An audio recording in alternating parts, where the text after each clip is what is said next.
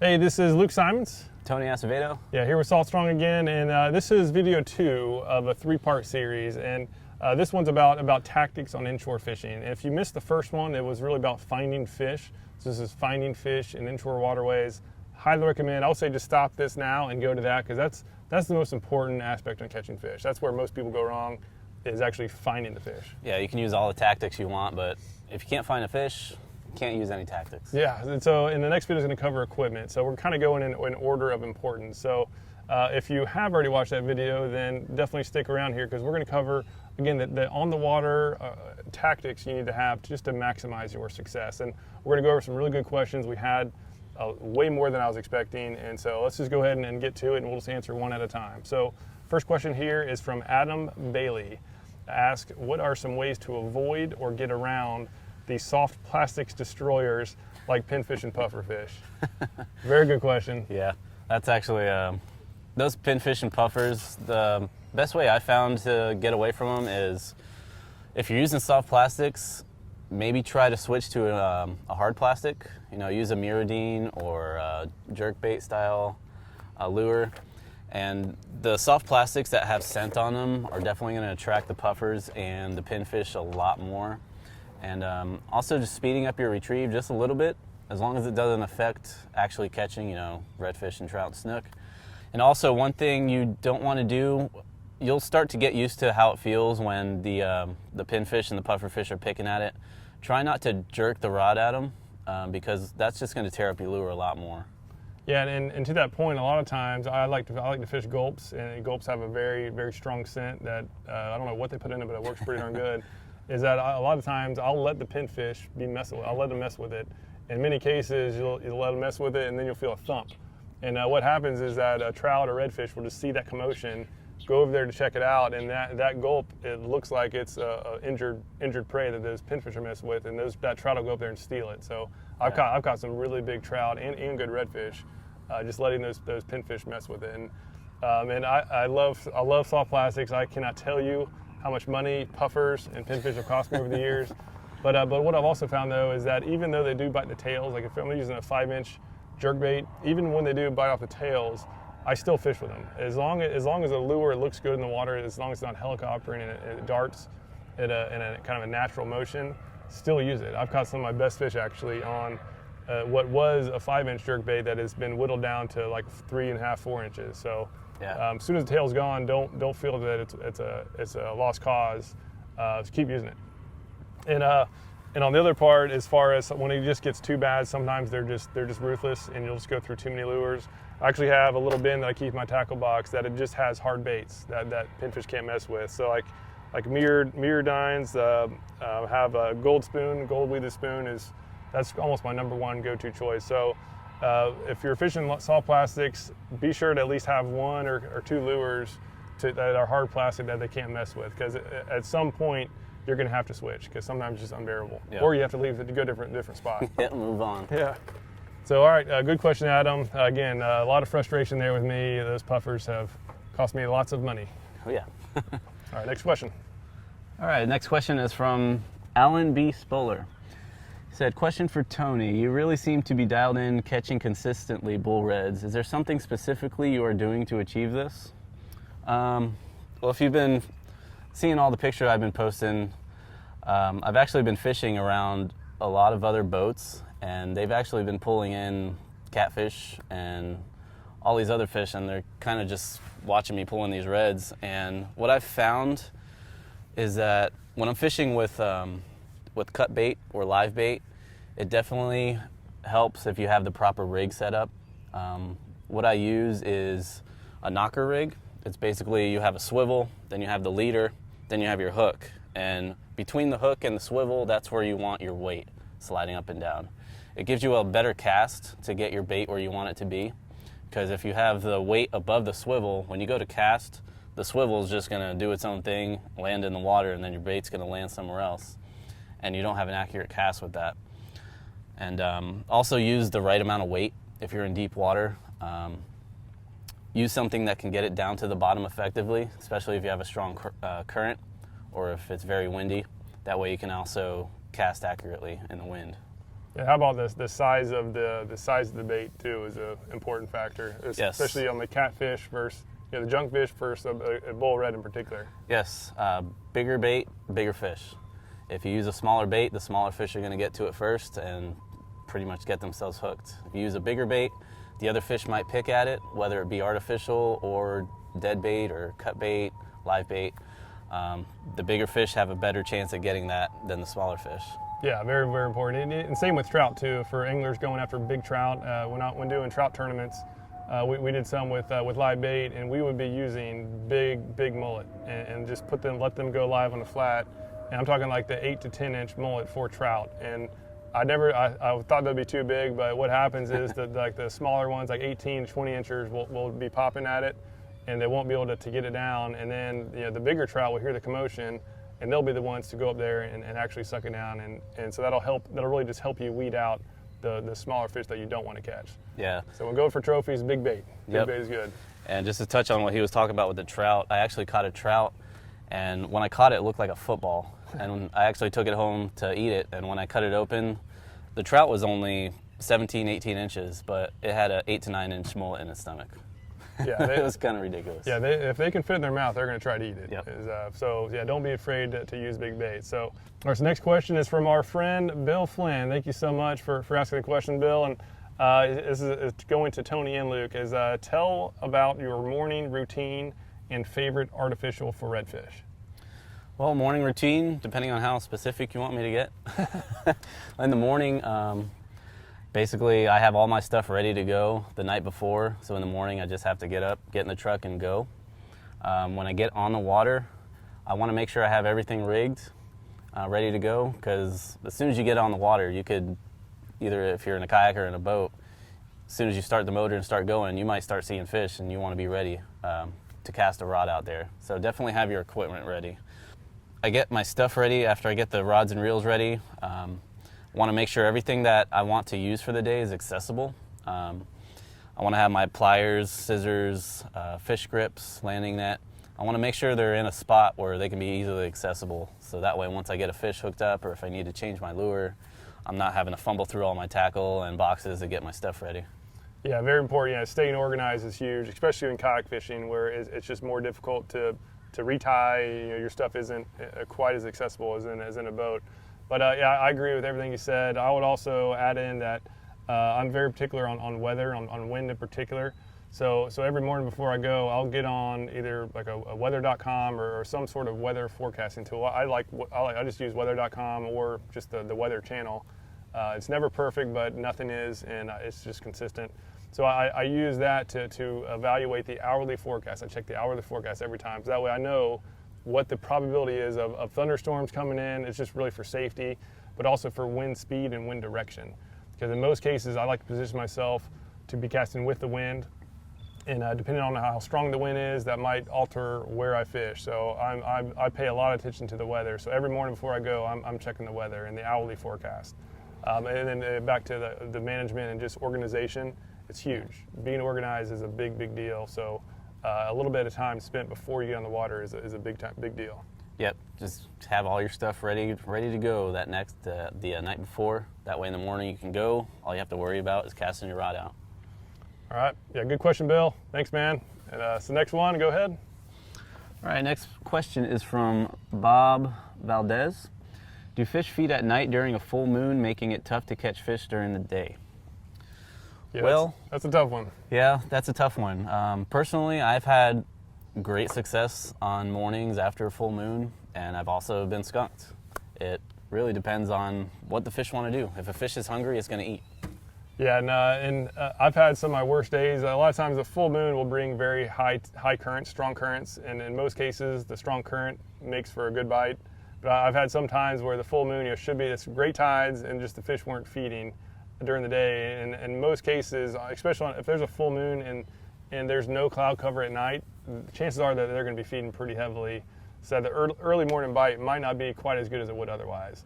But if it's cloudy, that kind of takes the whole the full moon out of the equation on whether they feed a lot during the night or not. Yeah. But as Tony said, even sometimes where there's a full moon at night and there's no cloud cover, sometimes they're fired up and they're chewing. Yep. You just never know. So yes and no to that question, Bob. I think there's no perfect answer, but for me, if I can get out the day after a full moon and it's been a clear full moon, I'll still go. All right, Yeah. I'd rather be out there, and you're definitely not going to catch anything if you don't go. So, Yep. Get out there and fish. yeah. So yes and no, Bob. Sorry, we can't be more precise there. All right, next question is from Christopher Driggers. He asks, while standing on your kayak, how do you transition from paddling to casting? I've always had a hard time figuring out this seemingly simple task. That's a good question. I actually just recently found an easier way to do that because I just got a kayak that I can stand in earlier this year. And before that, I was just sitting down. It's easy, just put your paddle in your lap, cast. But when you're standing up, what I did, I actually I just took an old belt I had from an old pair of shorts, and I was able to heat up some PVC pipe and mold it. That way I can have it attached to my belt, and when I'm standing, I'll make a cast. If I need a paddle, I'll put the rod in the rod holder that's set up in front of me, and then I'll grab my paddle. I'll have it set up in my belt so that it's leaning on the front of the kayak. Usually the tip of the paddle will be in the bungee in the front of the kayak, and then I can just lay the paddle on the PVC that's on my belt. And it's helped out a ton because you can transition from casting to paddling a lot easier, so you're not having to bend down to pick your paddle up. Yeah, very smart. And if anybody's wondering why stand up in a kayak in the first place, it is a huge deal. Just the extra height, even though it's just 2 to 3 feet, however tall you are, but from sitting to standing, that extra elevation is a huge deal in sight fishing and actually seeing into the water, seeing the fish. So if you are kayaking, highly recommend getting comfortable standing, and definitely check out a type of belt or some way to control your paddle while you're standing. Because I do a lot of paddleboard fishing, and being able to control the paddle while you're standing so that you don't have to bend down, you don't make a lot of noise. Yeah. That is essential if you're really serious about catching a lot of fish while paddle fishing. So yeah, great question. Definitely continue standing in your kayak, and just be mindful of when you're doing it is to do it in the smoothest and quietest way possible. Yeah, that definitely comes with practice. First time I went out and I started using the paddle with the belt, I started dropping it. I'd go to put it in the belt and I'd be trying to go too quick and it would slip off and bang on the kayak and make a whole bunch of noise. You just have to practice it a lot, and it's a huge advantage once you get it down packed. Yeah, again, great question. So yeah, definitely keep it up, and I'm sure you'll see good results. So. All right, next question, Daryl Han. Topwater fishing is obviously an exciting way to catch fish, but I don't recall reading you discuss it as part of your pre-trip planning strategy. What is your view of topwater? Novel, fun way to catch fish, or a serious approach that should be included in a pre-trip plan? If to be included, for what conditions do you feel it is indicated? Yeah, so I guess we didn't really talk about topwater in the pre-trip planning video, but my view on topwater is that you ask if it's novel. Yes, it's a novel and very fun way to catch fish. And in many cases, it actually can be very productive. Sometimes it outperforms, I guess subsurface lures. How I personally do it, as far as pre-trip planning, I guess was the question, is if I'm getting out early in the morning, the best bite, as we talked about in the last video, the best bite is going to be at twilight, regardless of tides. Right as the sun's coming up and right as the sun's going down is 9 times out of 10 going to be the best bite of the day. So that's when I use topwater. That's when the fish are going to be out aggressively feeding, and that's where it can be incredibly fun to use topwater. So if I actually wake up early in the morning, get out before dark, I love throwing topwater early in the morning. So part of my pre-trip planning is that I have on one of my rods, I'll have a topwater lure rigged and ready. And also another condition that you want to consider when using topwater, if it's a overcast day, it's definitely a good time to throw topwater. They could be hitting topwater all day on overcast. And even, I've had this happen before, even if you have a partly sunny day and clouds kind of roll in here and there, you could be throwing a bait just under the surface or deep, but as soon as a cloud rolls over, I'll actually grab a topwater and throw it while that cloud is over, because the fish have a better view of what's up on the surface. Great topic on the cloud cover, because the twilight, it's more just the light, the amount of light in the air. So having cloud cover, that extends the twilight well past the actual sun coming up. So yeah, so topwater, a lot of fun. You don't have to have it, but it's a great way to have some fun fishing. Also, when you're using topwater, you want to consider the wind. On a really flat, calm day, I found that topwater hasn't been very productive. If you have a slight ripple on the water, it's a little better because that ripple actually breaks up the light on the surface of the water, so the fish can't really tell what it is. They just see it splashing and moving, so you have a better chance of getting a strike then. Yeah, great tip. So on a windier day, I guess on a day where you're looking at the pre-trip planning and it's supposed to be a dead calm day without any clouds, then that's the time I probably would not be using much topwater. But if there's going to be a decent amount of wind and cloud cover, I would almost always take one with me because that's my favorite way to catch fish. It's just so much fun being able to watch and hear the fish strike. So great question there. All right, so this next question is from Fred Motes. He asked, what's the best strategy for fishing oysters? What's the best tide, how to attack the oyster bed, etc. And great question there. There's no best strategy, I would say, but I love fishing oyster bars, especially for redfish. Redfish feel like they're glued to oyster bars. So what I like to do is I like to fish an oyster bed at kind of at the max current. As long as it's not an area that the current is, as long as the current is not stronger than I can swim, then I like to approach it from the wind. I guess let the wind take me to it. Where I'm casting with the wind, I'm getting max distance. Where these fish are often going to be spooky. They're up in shallow water along the oysters. So I like to get a long cast as possible, work it right, preferably with the current if possible, and I really stress to use a lure that is very weedless, because those oysters and they are incredibly good at holding on to any type of lure with an open hook. Your hook's going to get hooked there, and not only we get stuck, but in many cases it'll actually dull in the point of the hook. Yeah. So yeah, use weedless lures. Maximize your distance in casting, and let the wind, I would say, let the wind take you to the oyster bar whenever possible. Yeah, I'd also add in that you'd probably want to be mindful of the size leader you're using, just because of the oysters being sharp and all. You don't want to go too light because it'll just slice right through them, tear them up, fray them up. So you probably want to go a little heavier on your leader when you're casting around oyster bars.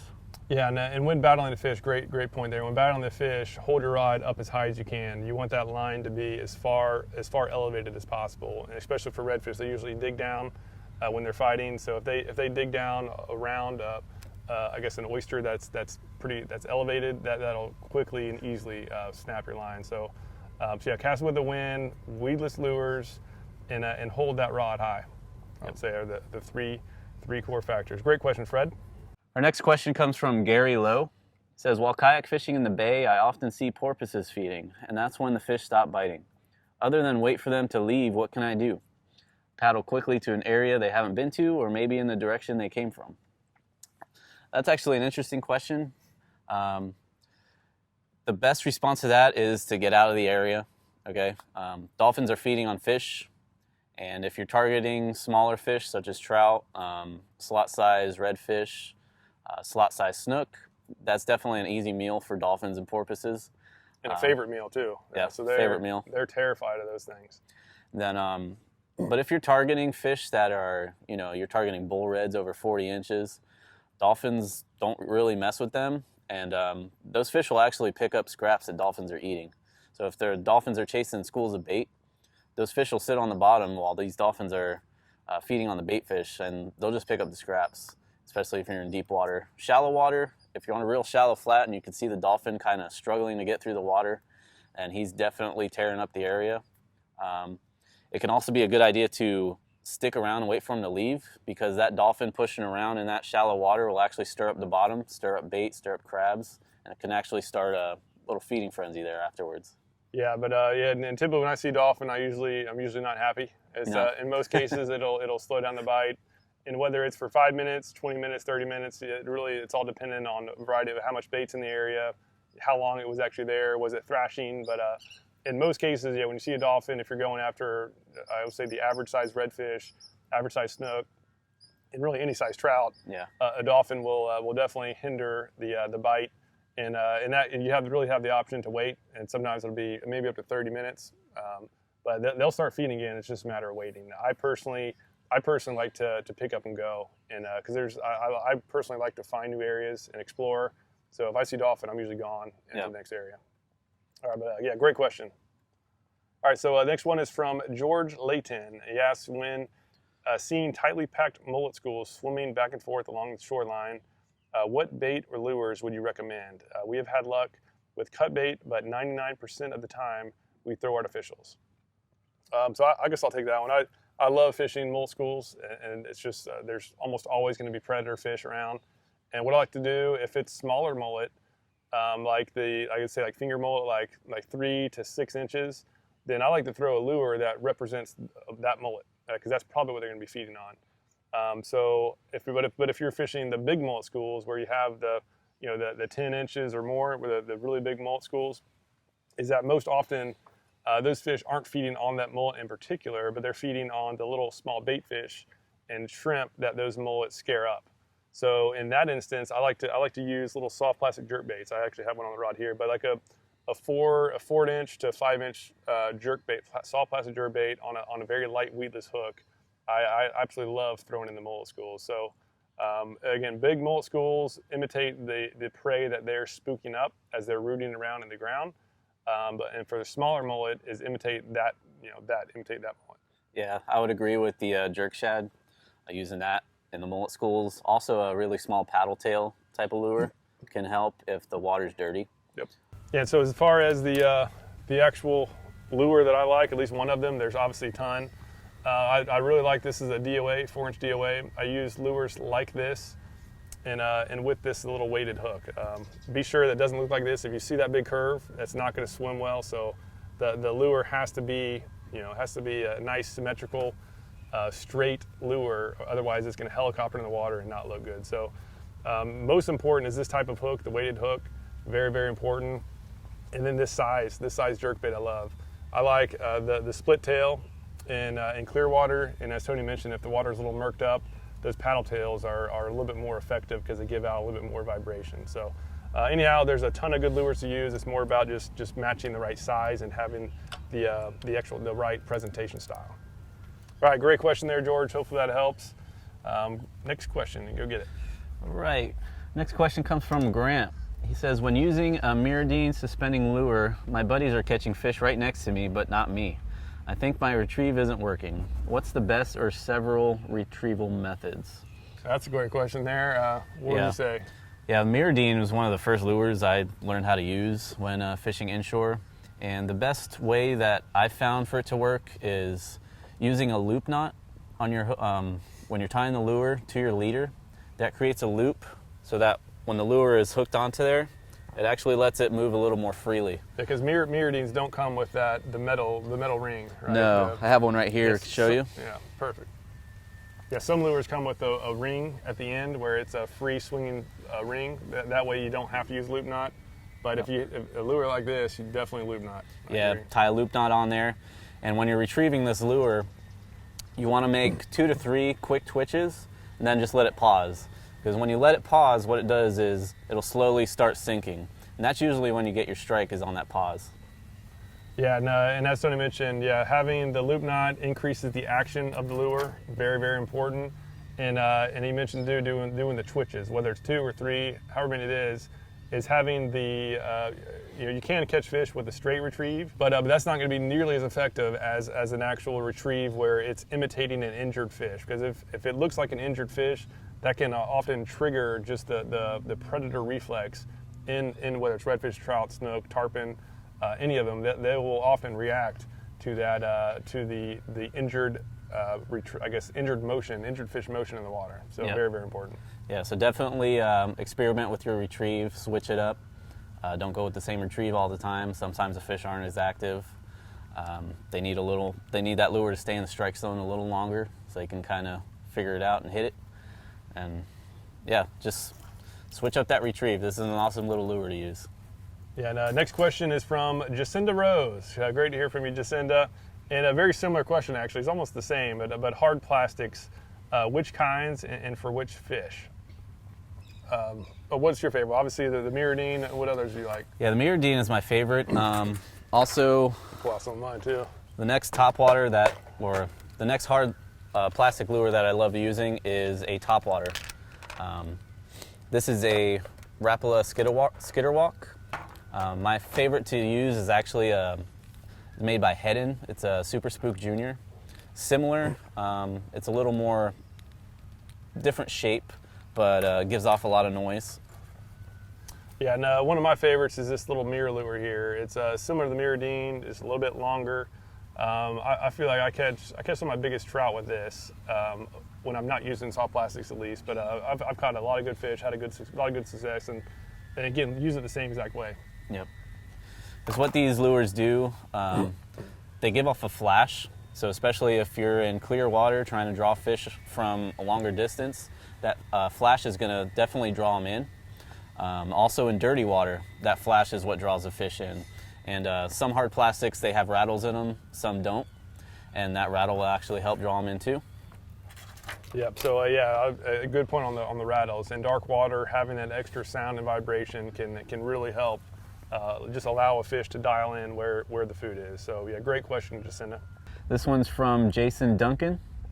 He says, if you had one rig, one bait, lure, one location, and couldn't control tide, time, weather, what is the best way to put a single or a group of completely new anglers on some fish? Yeah, that's a good question there, and it's kind of open-ended. So I'm going to answer it assuming that there was, if it's soft plastics, I love soft plastics, and when I take just a single group of new anglers, simpler is better. And soft plastics with the scent is, in my opinion, is hard to beat. And my favorite of all is the gulp shrimp. A little 3-inch gulp shrimp can catch almost any fish out there. I feel like just everything eats them. And what I like to do is rig them on a little small jig head. I'll just show you a jig head. There's a lot of different types to use. What I would do with, again, just if we're just trying to catch any fish, fish any fish, is get a little small jig head and put a gulp shrimp on here. And it's really simple as just rigging it up and then go into an area that has a grassy bottom and 3 to 5 feet of water. Because there you're going to find some redfish, some trout, a lot of jacks, ladyfish. There's just everything out there, and particularly a good grass flat with healthy grass and some moving water, some current. If you find an area with 3 to 5 feet of water with good grass and current, and throw a gulp shrimp, you're going to catch something. Yeah, and my favorite lure would be similar. It would be a gulp, but it would be the jerk shad. Because I've actually gone days I've caught redfish, snook, trout, black drum, and tarpon, little juvenile tarpon, all on that jerk shad on a weighted hook. 5-inch jerk shad. Yep. Yeah, good. But if it's only one lure that if a pufferfish bit the whole thing off, then you're in bad luck. And so if it's only one lure, that you only have one lure, then these hard plastics, I would say would be a good bet. The ones that dive down just a little bit of the subsurface hard plastics like the Mirrodines and a variety of others. Yeah. But also again, go to a similar spot, get that nice healthy grass, some current, and there's going to be fish there. All right, we're going to do one more question here. This is from Kurt Schmucker. With cooler weather approaching, how do your techniques change? More specifically, what do redfish and trout do in cooler weather? I fish Crystal River, Crystal Bay area. Thanks. Yeah, great question, Kurt. In the cooler weather, it definitely changes fish's behavior, and it always depends on how cold the temperature is. Once it gets as it gets colder and colder, just fish's metabolism slows down. Everything usually just slows down, and their really goal is to seek the warmest water possible. So a way to approach that is to seek out just find the warmest water in the area, but also to adjust your retrieve according to the fact that they're going to be a little bit more lethargic. Specifically in the morning. I most often have a really, really slow retrieve. Especially if a cold front just came through, the fish are going to be lethargic. Slow everything down. And fish just super, super slow. If you think you're going too slow, slow it down some more. Yeah. In many cases. And what you'll find is they'll usually react better to the slow retrieve. But as the sun is just warming up the shallow flats, those fish are going to move up there, and they'll often just become, that'll trigger a bite. So At that point, I fish shallower and even start speeding up the retrieve. And in most cases, they'll react to a faster retrieve in the middle of the day, and as it's warmer, and a slow retrieve in the morning. Yeah, and to touch on the fish being a little slower to react, a technique a lot of guys use, I know they use it over on the East Coast a lot, is actually dead sticking. It's where you use a lure that has a pretty good scent on it, and you're basically, what it says, you're dead sticking your rod. You just cast it out there and let it sit, almost like you're waiting for a fish to come by to pick up, cut bait or something like that. But with that, you also want to give it a couple twitches here and there just to kind of draw some more attention to it. But it's also a very good technique to use in the wintertime. Yeah, so great question there, and I think we're out of time here, so we'll just end this one. For more information about this type of tactics on catching inshore fish, in particular snook, redfish, and trout, scroll down below and be sure to download our Inshore Fishing Manifesto. If you haven't done so already, it's completely free of charge. I think we've had over like 10,000 downloads now. I'm shocked at the response we've been getting. So be sure to check that out. It really covers kind of the core things you need to know to put yourself in front of fish and to effectively catch them. So be sure to do that. And if you're serious about increasing your consistency in catching redfish, snook, and trout in particular, be sure to check out our Inshore Slammer online fishing course. That's really how we found Tony, and now I know it's a big part of how you kind of got dialed in to the fish, and he's been crushing it over there. Yeah, definitely helped me out tremendously when I started inshore fishing, being a complete newbie to it. Yeah, so again, check it out. It's something I just wish I had access to when I was learning the ropes, and I know you're going to love it. So click the button down below and just learn more about what's in there, and it's really just a lot of targeted, short videos that cover really everything you need to know, whether you're a flat newbie to even some licensed guides have been in there and have actually had very good, very positive things to say. So check it out. Otherwise, we're going to follow up very soon with our third and final video in this tutorial talking about equipment. So be sure to keep an eye out in your inbox. Thanks so much for watching. Any questions, leave a comment down below. Otherwise, we'll see you again soon. There's something about the water that'll give you peace, all by yourself or with your family. Live salt strong and wear the line today.